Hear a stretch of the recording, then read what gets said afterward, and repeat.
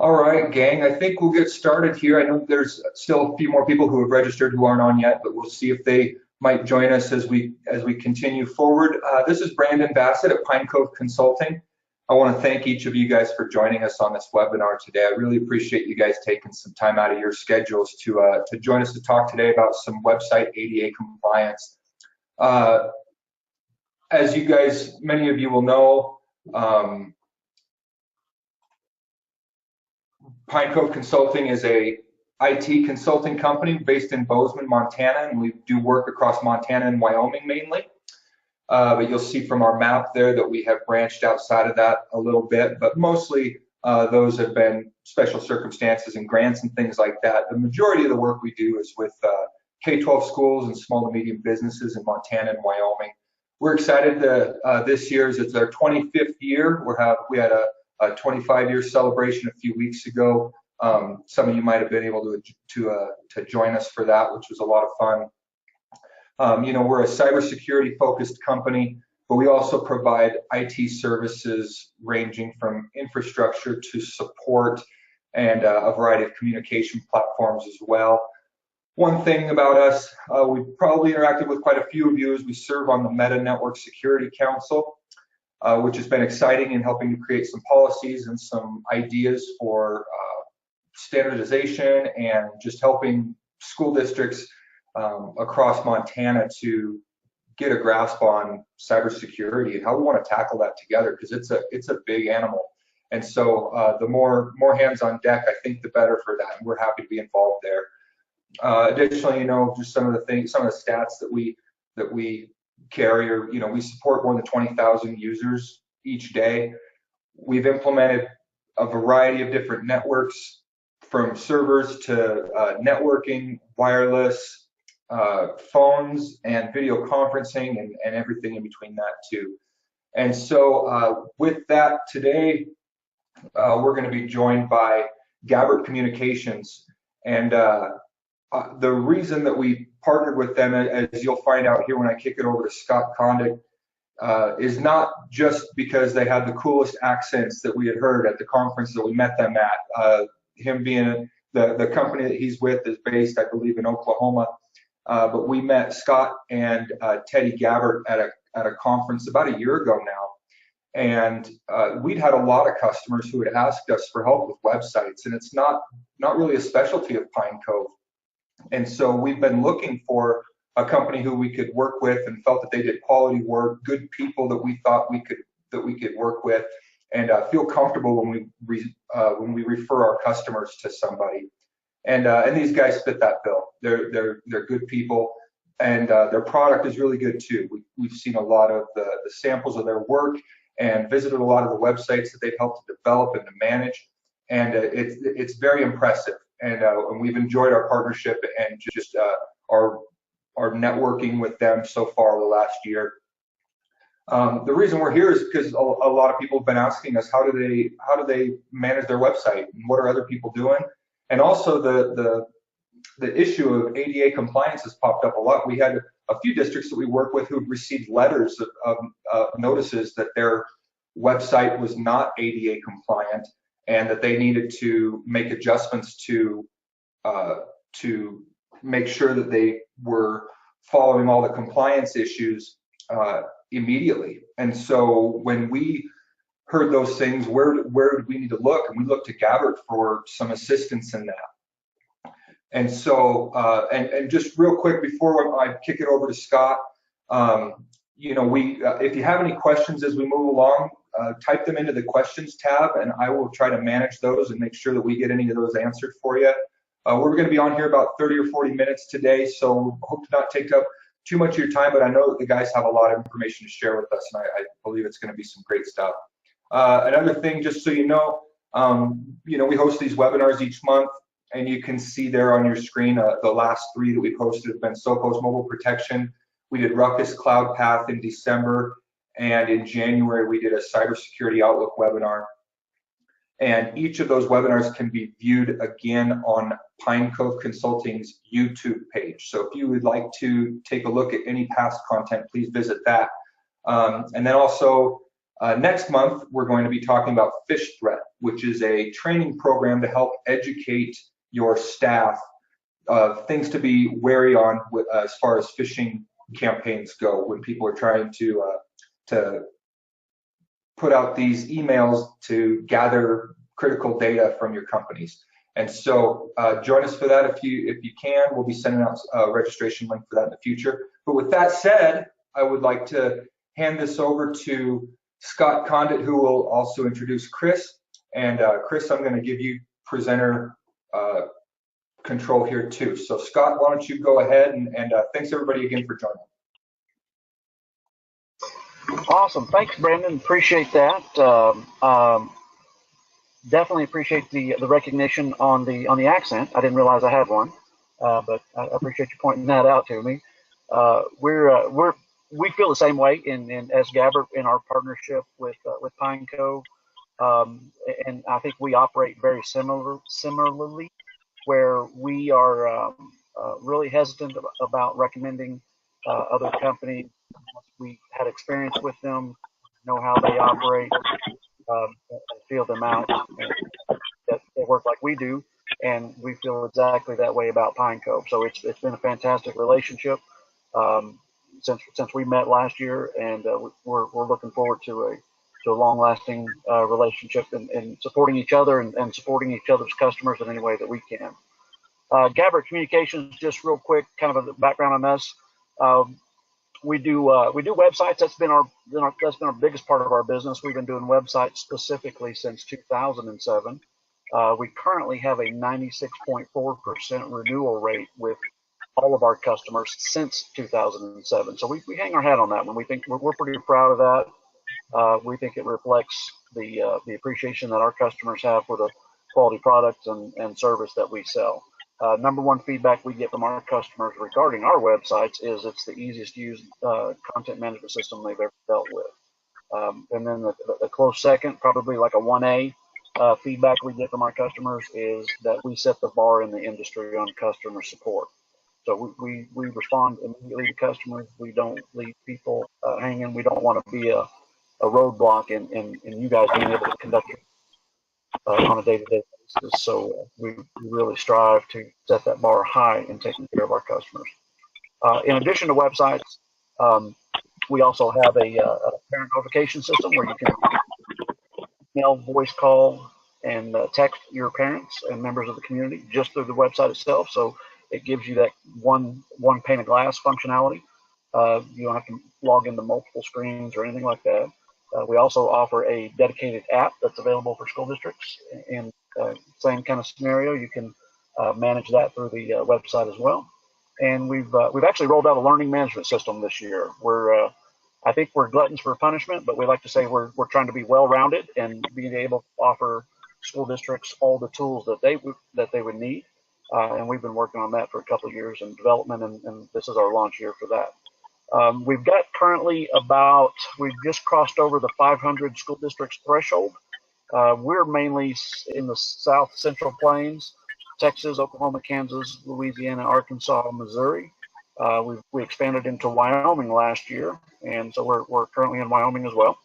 And we saw some interest in Montana, and I knew some great guys in Montana that go by the name of Pine Cove, so I reached out to them, and we actually ended up at the School Administrators of Montana conference last week or week before last. So we're happy to be in Montana. We love taking care of our customers. We only do schools. We like to say we're built by educators for educators. So pretty much everybody in our company is related to education, educators or married to educators or former educators. So this is the world that we live in, and we know and breathe, and our families live in the same world. So we take that into account in everything that we do. So anyway, that's, like I said, that's kind of just a quick background on us. Again, my name is Scott Conduct. I'm the account manager for Montana and Wyoming. And then I'm going to turn it over to Chris Yee, who is our director of sales and marketing. And I'll let him. He'll drive the webinar presentation from this point forward, and I'll let him take over. Thank you, Scott. I appreciate it. Thank you, Brandon, Jace. We'll just echo the same sentiments as It's an honor for us to get to partner with companies and further education, better communications, and just really a better understanding of what the climate is for what's being discussed in education right now across the United States. And this is absolutely one of the hottest topics out there right now. And I want to thank all of you for joining and recognizing the importance of what we're going to be discussing today. So, as the webinar is titled, is your website a lawsuit waiting to happen? So, just a brief rundown. What's been happening over the last about 2.5 years? This has really grown legs to where we now have to account for website accessibility and really understanding what does that mean. When we've had a previous, understanding of what accessibility meant before. Because most often when you talk to school districts, you talk to people within school districts, you mention the word accessibility or Section 504.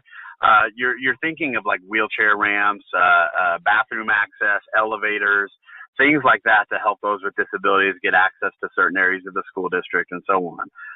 Now that digital communication is such a fabric of our society, it's now spilled over into those communications because this is just how we communicate these days. It's kind of gone are the days of communicating through paper handouts and even we're seeing less and less communication via email back and forth. So now we're spilling into this digital communication time and this climate now where we have to make sure we're understanding what it is to be accessible. And what we need to do to check and make sure we are. And really, that starts with a few things here. So overview, accessibility, web accessibility, and understanding the people with disabilities that will actually be using your website. So really understanding those points and those things are going to be key to your success, short-term and long-term. And we'll dive into this a little bit more. And also I'll preface this before we get into it is, if anybody wants this information or a copy of this PowerPoint, please reach out to Brandon or Scott or someone. We will make sure and get you this information because I know a lot of what we're going to cover today also covers a lot of legalese, which is not necessarily the most exciting thing and riveting thing to cover in a presentation. So having said that, what is web accessibility? So web accessibility is where those with disabilities, whether it's a senior citizen that has mobile skill or mobile trouble, can't actually, lift their arms to go move a mouse and a keyboard, or visually impaired if they're blind. We just give you some scenarios here. Maybe a parent who is blind who can't pay for the school fees on the website, or who can. We need to make sure that they have access to do that, and how do they do those things? A student who is colorblind can look at homework at home. So it's not just the severe disabilities like blindness and those things. It's even those with color blindness. And Scott's actually one of those that is. So these are things he can speak to firsthand of the struggle and challenges he has by doing these types of things. So someone who's hearing impaired or a grandparent with low vision. These are all those types of things that are very real, that are happening out there every day. And I don't know if you saw it on the previous slide, but there are roughly about 57 million people in the United States that have classified disabilities. And here's what you'll run into when people are going to your websites to get information. You'll see visual disabilities such as no vision, low vision, little or no color perception, auditory disabilities, so they can't hear, they're limited in their hearing, users with assisted devices, speech disabilities, cognitive, physical, any combination of those you're going to run into at some point in your community and your patrons that are going and visiting your website to gain information. So those are things, again, to be aware of. And here's an example. If any of you are colorblind on this call, you'll actually kind of run into what I talked to Scott earlier when we were going through this, is he can see the number 16 and the number 8, but he can't see all the other numbers that are blended in within this color combination. So color contrast is a big part of making sure you have a effective communicating website, because your background color versus your font color that you have on top of that, it actually could make it to where somebody can't actually even see what the font is on that page. So again, these are the types of things you'll want to be thinking about as you're working on your sites, whether you're with use Gabbard or not. These are all things that apply regardless. So color blindness, additional visual impairments such as no color perception at all, where pretty much what they see is a grayscale when they go to basically anything. They see basically a grayscale or black and white, however you want to refer to it as when they're visually looking around. Assistive technologies. One of the most famous people in the world, Stephen Hawking, he actually uses an assistive device. Now, he probably has access to a much more high-tech one than most people have, but he's got these types of devices that he can actually look at something on the screen and it'll follow along, and he can actually click on words, things on websites or just information, but all types of different tools that people are using out there. My uncle is actually blind. He's completely blind, and he spends about 70% of his time most days on the internet, either hearing about news or getting information. It's a world of information on the internet out there, and that's how we have to think about this when we go through it. So examples of devices are like screen readers, refreshable braille, screen magnifiers, voice recognition software, keyboard, closed captions, hearing aids, and word prediction softwares.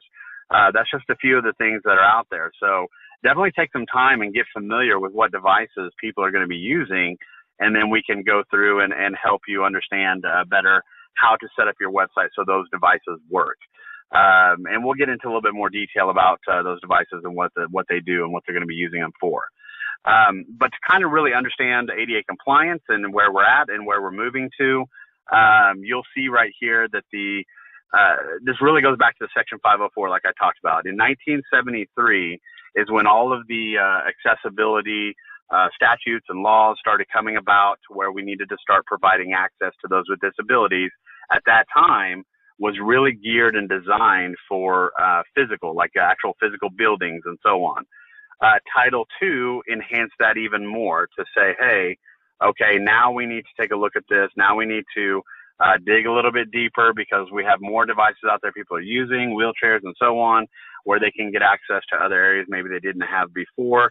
So they refined it even more. And now when Title II came out, this spilled over into the public sector. So your government offices, your education buildings, whether it's a university or K-12 district, they now spilled over to where there were certain requirements that had to be done within those organizations. And we have a detailed version with a lot of legalese describing these types of Title II and Section 504. So if you do want more details, please let us know, and we'll be more than happy to get those to you. In addition to that, you'll also be able to understand that when internet was invented, they were basing ADA compliance originally off of, a few years ago, these old statutes, these things that applied to physical buildings. But the internet was actually created in 1990. Shortly after that, into the 1993, we're getting into actual websites and so on. So a lot of the old requirements were being applied to these now digital requirements, which didn't make a whole lot of sense, honestly, and they knew it too. So they spent the last maybe 5 or 6 years really trying to refine what it means to be ADA compliant with digital communications. So kind of fast forward into May of 2016, the DOJ issued a supplemental advance notice of proposed rulemaking, which contemplates that WCAG 2.0 level AA standards will be the standard for web content and entities that are going to be using this. So whether it's education, whether it's healthcare, government, these standards are the required standards now. So if you haven't dove into these standards or gotten a real understanding of them, please take that time to do so. We even provide you with a link right down here where it says www.gabbert.com/COSA, and it's got all the details about the WCAG 2.0 level AA standards in single A. So even though it says level AA standards, it's also including kind of the blanket is single A standards. There are actually even AAA standards, but the school districts are not required to do AAA standards yet. I think that's something that's coming in the future, but as of right now, they're wanting schools to remediate their sites, fix things to where they fit within those standards. So that's something very important to know, is that WCAG 2.0, and get really familiar with it. So how did this all start? How did this all start all this buzz between superintendents and tech directors and schools? How did this all go about to where everybody's now talking about ADA compliance? Well, it started with a lady named Marcy Lipset in Michigan, a civil rights advocate, that started this whole process. Basically, she had filed a complaint to the OCR on the school district in her town. And that complaint went through. There was a lawsuit filed. They won. The school actually had to pay a lot of money for it. So it then turned into, now it made her look at other school districts outside of her town. And just to give you an example of how fast this has grown, she has filed over 2,000 complaints just on her own, 2,000 complaints since May of 2016. So she's now the so-called, I guess, leader of this movement, and has created a Facebook following, and really just has established this forum for people to go in, to where there's now people looking at websites all across the United States. And we're seeing left and right. We're seeing school districts get letters from the OCR, get complaints filed against them. They have to go through a remediation process, which, if you haven't heard about it or you haven't investigated, from what I've heard, and we've seen it firsthand from clients that were not customers of ours that needed our help, they basically equate it to a tax audit on steroids is really what you have to go through to remediate this. And you only have a short period of time to do it before it's then open for that original complaint filer to actually pursue litigation. And that's ultimately the goal they're trying to get to at this point, is try to get schools into litigation that are not meeting these needs, these people that are out there like Marcy making these complaints. To us, being a company, like Scott said, being built by educators for educators, to us, it's kind of a slap in the face, just because we know firsthand what you all do on a day-to-day basis to bend over backwards to provide access to students with disabilities. And to us, it's kind of a rough start to this whole ADA compliance process. So it's for schools to scramble around, try to find out what this is, try to understand and do the best they can. But fortunately for you all is Gabbert, we have spent the last 2.5 years, the owner of our company has been working directly with one of the leaders in the OCR out of Dallas, Texas, that reports directly to Washington, D.C. One, to make sure we really understood what it meant to be ADA compliant. And then number two is to make sure that our customers, wouldn't have any complaints filed against them. So knock on wood, to date, we have not had any of our customers get complaints filed against them. And that's mainly because of all of our hard work behind the scenes to hopefully help take some of that burden off of them of understanding what they need to do or what has to happen. So we've built a lot of safety nets in our system, and I'm going to show you one of those in just a little bit, one of the most common mistakes that schools make with ADA compliance. I'll actually demonstrate that in a little bit and show you how easy we make it for our clients to remediate. So what we're going to look at now is when OCR goes out and they receive a complaint for someone, they actually go out and test the site, and there's several things they're testing for. There's 10 items, and here's the first 5. One is tap-through functionality. 2 is page titles change and are not blank when navigating through the website. Text equivalent elements exist, so you'll commonly hear that as like alt tags, more descriptive tags is what that's referred to. Number 4 is keyboard controls work for on-click and on-key press. And then number 5 is color contrast. We break these down a little bit more to understand what they are. So keyboard accessibility means that if someone gets on their keyboard, they need to have the ability to be able to tab through the whole website and the website be able to read off to them what it is. A lot of these people with disabilities, like my uncle, he has his keyboard connected to a screen reader. And whenever he taps through a website, whenever he taps over a paragraph, a main link, a picture, a video, it describes to him what it is he's actually landed on. And a lot of times we kind of take that for granted, but if you think about it, I would challenge all of you to go to your website, close your eyes, and try to navigate through your website without looking, and see how challenging it can be. That way you'll get a better understanding of what it is that these with disabilities are facing when they access the website. So while we feel like it's kind of a slap in the face to go after schools like this, like they have, we also at the same time want to make our websites better and more accessible to the public and so on. So this gives you an example of just how a keyboard can be used for different things. So visual focus indicator, focus must follow a logical order. So that means that your website needs to be laid out in a logical order. This helps. This really helps when you make sure you partner with a company that has a real understanding of what that means. Because, like, for instance, Gabbert, we have a professional graphic artist that has put a ton of designs together, and it's very intentional on how the designs are laid out. It's laid out so, one, it covers ADA compliance, but also makes it more effective at communicating with your community, parents, and so on. So keeping that in mind is making sure that you're doing the best you can. Text equivalent or alt tags. Once again, when my uncle tabs over something, if it doesn't have an alt tag or descriptive tag, it's not going to read off to him what that says. So he has no clue what it is that he's tabbed over. In the instance that happens, it doesn't have the tag or links or things like that. Color contrast, again, kind of going back, making sure that we address our color contrasts and make sure that those colors aren't countering against each other for those with color blindness, and so on. And then also color contrast requirements. If you know all about colors and you're like a graphic artist type person, feel free to jot down some of this information, but contrast ratios need to be 4.5.1. And again, if you're a graphic artist, you'll understand what that means. If not, that's where, again, partnering with a company like us that has a professional graphic artist that understands this intimately makes it much, much easier for your school to not have to worry about color contrast. But also size of your text that you have on your website. That also matters as well, because if you get senior citizens that are on there that have low vision, have a hard time seeing, those are things, again, that you need to account for your community. So moving on to the other 5 things that they test for is screen reader tested.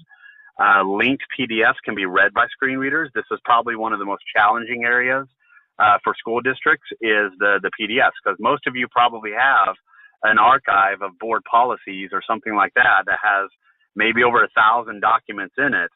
Each one of those documents, if they were not created by Adobe DC Pro, they are not accessible. So there's things that we can help you with to do that. And that's something you might want to jot down as a note going forward. If you don't have Adobe DC, you want to make sure and get that for your school district, because anytime you put PDFs out, you're going to want to make sure that they're accessible, and it saves a ton of time and a ton of effort on your part. Now, there are some things you can do. For instance, let's say you do have a board policies area where you have all these documents. At the header of that, you can actually put a link to an online form. Like what our customers do is they will put a link to an online submittable form they created through our system to where somebody can request an accessible version of certain policies or all the policies or whatever they need. That way it covers you for the ADA compliance, but also helps you, buy you some time, so to speak, to remediate those PDFs as they come through. So public graphics have descriptive alt tags, so we just talked about that. They're also testing to make sure public videos have closed captions or transcripts. There's a lot of misconception on videos on websites that are being spread around by other vendors. And they're saying that videos have to have both captions and transcripts. That's actually not true. We've heard it directly from OCR that it has to have one or the other. So there are tools that I'll show you here in a little bit that will help you with closed captions on your video. And we even have built-in stuff into our system as well that will help you. The last thing is the video player controls for pause, play, and forward. You have to make sure that they can be controlled by a keyboard. So the actual video functions can be controlled by a keyboard. So one of the questions we always get asked is what's considered a public picture or video or and video. Public pictures and videos are forward facing on your website. So think of it as like stuff that's on your home page, maybe not necessarily like on a teacher's website where you have to dig down 4 layers to get to the teacher's website or something like that. It's basically the stuff up front that you are publishing to your community. So public pictures and forward-facing items, that's what that's considered as. So like school bond information, school board meetings, staff directories, team and club photos, etc. Those are all considered public pictures and videos. So can you have non-public pictures and videos on the school website? We went back and forth and got an actual hard answer on this from the OCR, but the answer is yes, you actually can. And let me give you a scenario. Let's say, like a lot of our schools have teacher websites, and those teacher websites, they can actually post their lessons, they can post photos and all that stuff within there. So what the OCR is saying is that if a teacher has their own website within the site, and they don't have any students that are enrolled in their class that are disabled, they are not required to have like alt tags and things like that on their photos. But if they have just one student that has a disability, they now have to make sure that all their stuff has those remediations and those types of things addressed. So in that scenario, it makes it a little bit easier. It takes a little bit of weight off of the schools of having to check everything. But that's where we're going to talk a little bit on how you set yourself up for long-term success with ADA compliance. So now here's another important part, and I know a lot of you are like, you might have done your own investigation to check and see how you can check for ADA compliance. We're going to give you some tools right here that you, again, can jot down, or if you want a copy of this PowerPoint, just let us know. So website accessibility tools. These are the tools that are recommended to use when you're trying to check your site for ADA compliance. One is the Wave Web Accessibility Tool. This is a very quick tool that basically what it does is it scans one web page on your website and checks for any compliance issues. It'll label them out by red alerts, by color contrast alerts, and let you know how many issues you have on your website. This is a tool that's commonly used by the OCR. Whenever they get a complaint, they go right in, they do a quick check on the page just to see if it needs more investigation. So what you'll want to pay attention to if you use that tool is the red alerts and then also the color contrast. The other ones aren't high priority items necessarily. They can turn into issues, but those are the two main ones that the OCR looks at whenever they go in and test a site. Chrome and Firefox extensions, they have those for Wave evaluation tools, so it's a one-click deal. Also, and I'll talk about this in a little bit, is Moncito. Moncito or SiteImprove are both really robust companies at scanning websites, finding data, finding information, and putting it into an easy to read format. Because here's the reality of it: unless you have the time to go through every single web page in your site, check every link, check every picture, all of that stuff, it's going to be impossible for you to go through a whole website and understand what you need to fix. These tools help you do that. And we have actually chosen to partner with Moncito, one, because their platform, we're always about, being easy to use, ease of use. We want anyone of any technical level to be able to go in and use our system. We found that to be the case with Moncito. Also, again, because we're a company full of educators, we're always budget minded as well in what we charge our customers. And Moncito is typically half the cost of what SiteImprove is. And they also check for more instances in ADA compliance. So that's part of the reason we chose to partner with them, was those main reasons. There's many other, but they also follow along that same model that we do. Number 4 is Mac Accessibility VoiceOver, Chromevox, closed captions, meaning that you want to be able to check and make sure your videos have closed captions on them. When it comes to closed captions, I highly recommend number 7 here, which is YouTube's automatic closed caption. So if you don't have a YouTube channel set up for your school district, I would highly recommend doing that, because you can set up settings in your profile to where whenever you upload a video, YouTube will automatically caption that video. So you don't have to go through that painstaking process of watching a video, pausing it, typing out what the caption is, playing it a little bit more, pausing it, and then putting the caption in. YouTube really helps you to automate that process and saves you tons and tons of time. So I highly recommend that. And then in our system, we make it super simple to actually embed a YouTube video into the web page as well. So it makes it real quick, real easy, and is just the best practice moving forward. Wave WebAIM fonts and accessibility requirements. Here's some additional links. So webaim.org techniques/fonts. This will tell you what fonts are not compliant with ADA compliance devices.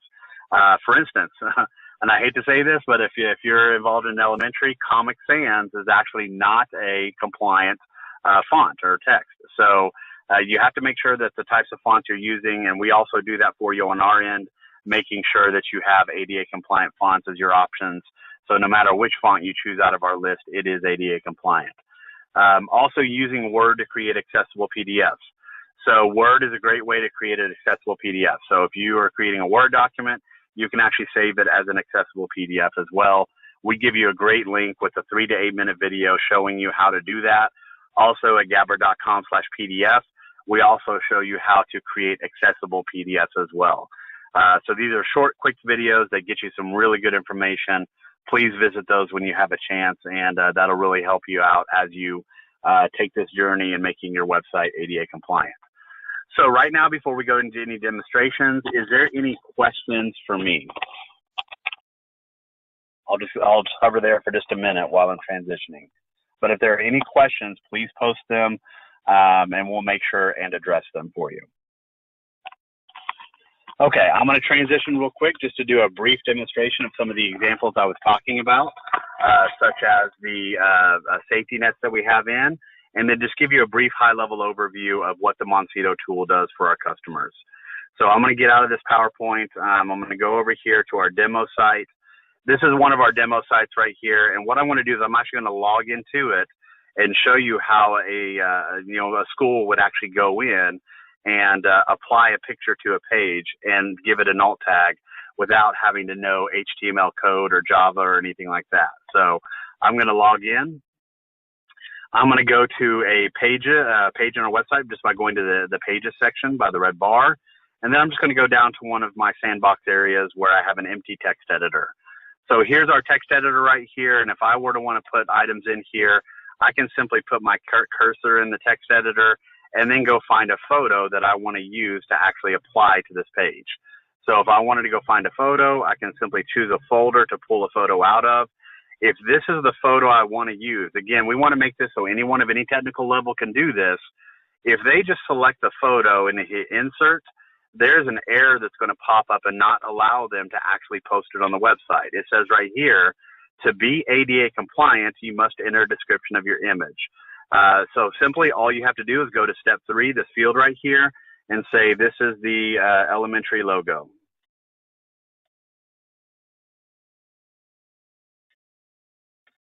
Once I type that in and hit insert, it'll now insert that image into the text editor.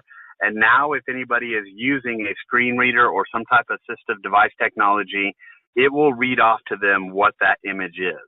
So now it is fully 100% ADA compliant, and now I can move on. Used to, you would have to go into the actual source code and add the alt tag through the source code. With us, we put this easy to use system, and most companies out there still require you to put it in the source code. But this is just a much easier way to go in and do one of the most common mistakes that happen, which is applying a photo to the web page without giving it an alt tag. For the sake of time, that's all I'm going to show you right now. But if you want more information, you want to see a demo or something like that, reach out to Scott, and he'll be happy to go into detail and show you how this stuff works. But that's just one of many ways we assist you in helping you keep your stuff ADA compliant on your website. The last part I'm going to talk about is there's 2 things that need to happen to be successful. Whether you have Gabbard or not, you want to make sure, one, that your company you're using now has these types of tools available, and try to get a gauge on what their understanding of ADA compliance is. Because if you don't feel comfortable with their knowledge of ADA compliance or how they can help you, then chances are you're gonna find yourself in some trouble. So dig in, investigate, and find that out from your existing providers, okay? The other part of that is like, for instance, when we create a website for a new school district, when we hand it off to you, it is 100% ADA compliant. The challenge is, as time goes along and you start editing and adding content, that's when it has an opportunity to come out of compliance. And this is the tool that really helps you do that. And I've actually got one of our school districts pulled up where they can go in and check any compliance issues there might be. They can see where, how many broken links there might be they need to fix. So there's 33 broken links. There's 14 misspellings and 13 broken images. So they know right away what the issues are, and they can dig into those deeper and go right to their webpage, fix it, save it, move on, and go to the next issue, fix it, save it, move on. Again, the challenge to most of you, if most of you are tech directors or things like that, is, one, knowing what to look for. Number 2 is being able to fix it efficiently.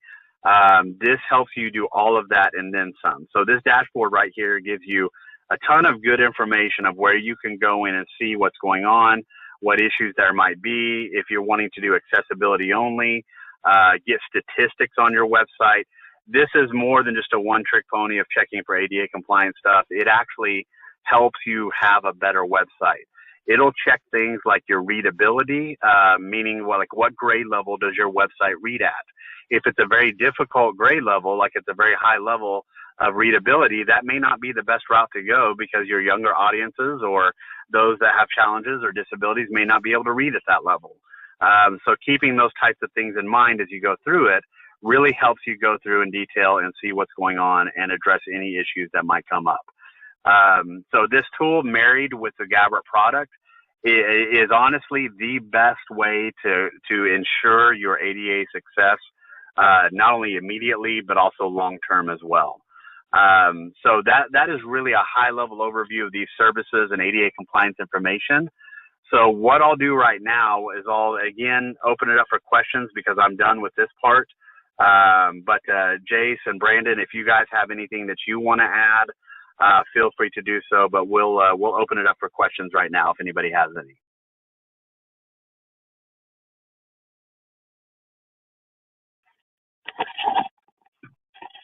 Grace, there aren't any questions coming in right now, but I think we're right on track here, and it seems to be going well.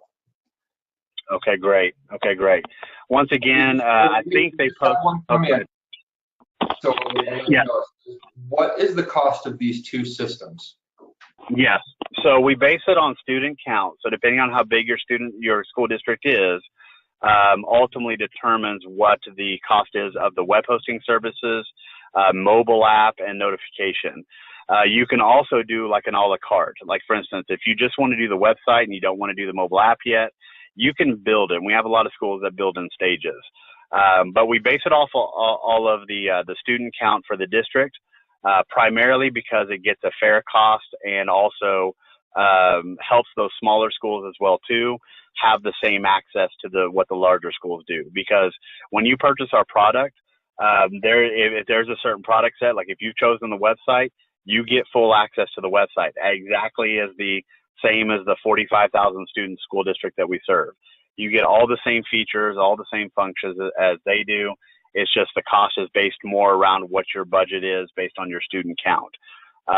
So, just as far as a quote, things like that, get with Scott and we'll be happy to run a quote for you and get some information, and even set up a demo to cover that. I can tell you though, based on your website, depending on how many web pages you have in your site, ultimately determines the cost of the Moncito product. So you can actually see different things like, let me go out here. Let me go to my desktop real quick.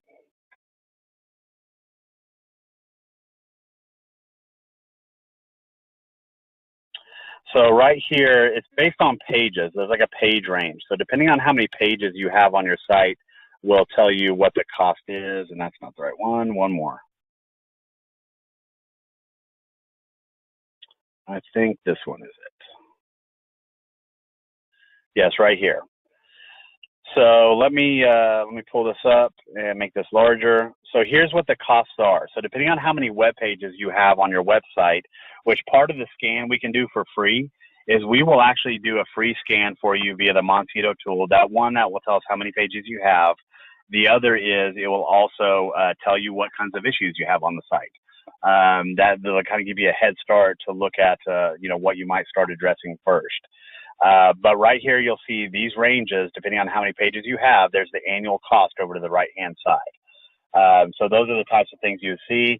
And again, these costs are extremely competitive. And again, they normally, typically when I see a bid come out for Site Improve, which does the same thing, just not quite as good, end up being about half the cost, almost to the penny, exactly almost half the cost of what a Site Improve bid comes out as. And then the other parts of it, again, that all just depends on what services you want to get pricing on, and then also whatever your student count is for your district. Any other questions? That's excellent. And just so you know, if you look in the chat box, I did put Scott's contact information in there. So if you want special pricing for your school district, or to have a further conversation about how they might be able to help you guys out, make sure to jot that information down and reach out to Scott. Absolutely. Scott, is there anything you want to add before we wrap things up here? No, that's it. I mean, great job, Chris, on the presentation, and I've already got somebody to email me to send over the PowerPoint, so I'll be happy to send those over. Just feel free to reach out to me. You can call me directly or email me at scott@gabbert.com, and I'll be able to forward the PowerPoint to you as well. And if you have any questions regarding quotes or anything like that, or demonstrations, happy to help with those as well. And Brandon, again, thank you guys so much for allowing us this opportunity today. Absolutely. Thanks to you guys from Gabbert, Scott and Chris, and for everybody who's viewing this, we'll make sure to get this loaded up to our YouTube page as quickly as we can, and then you can access this and rewatch it, or if you'd be interested in sending it to some other people in your district who would be interested in that information, feel free to send them the link to that as well. So with that, I think we'll wrap up. Again, thank you guys so much for your time. We really appreciate you spending your time with us today, and we'll look forward to connecting again down the road.